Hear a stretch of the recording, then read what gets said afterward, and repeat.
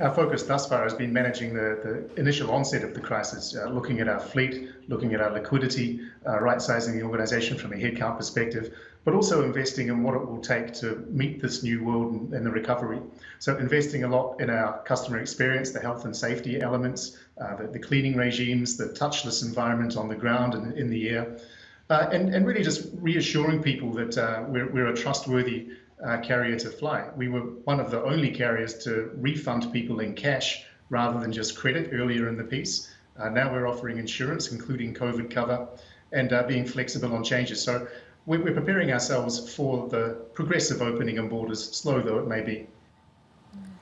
And Campbell, you must be in consultation with the government on this issue, and I'm just curious if you can elaborate a bit more on your expectations for Hong Kong travel, because a lot of viewers watching this will want to know when they become eligible to take a trip. And when you say it's going to be phased in, I mean, can you give us a better idea? Are you expecting that flights will be going from Q1 of next year? I mean, what kind of timetable are you working with?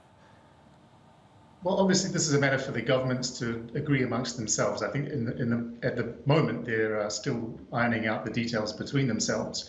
But we're hopeful that there'll be something up and running by the end of the year, if not sooner.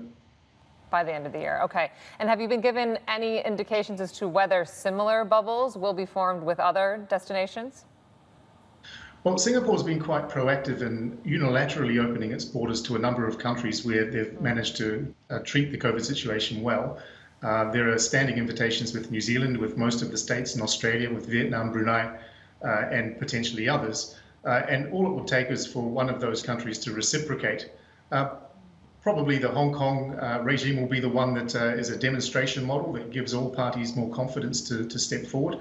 But I think this is the first opening of what will subsequently be many in hopefully the not too distant future.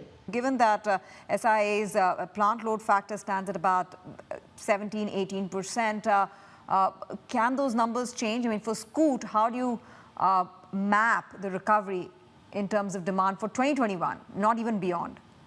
Yeah, well, I think none of us have a crystal ball at the moment, but I think we're in a good position. Firstly, as a group, by having the full service and low-cost airlines in the group, we can be flexible and agile, and we can not just meet long-term differences in market segmentation, but also catch the market segments that recover perhaps faster than others. And in that respect, I think the low-cost leisure model that Scoot operates is well placed. We have a low customer price, we have a low operating cost.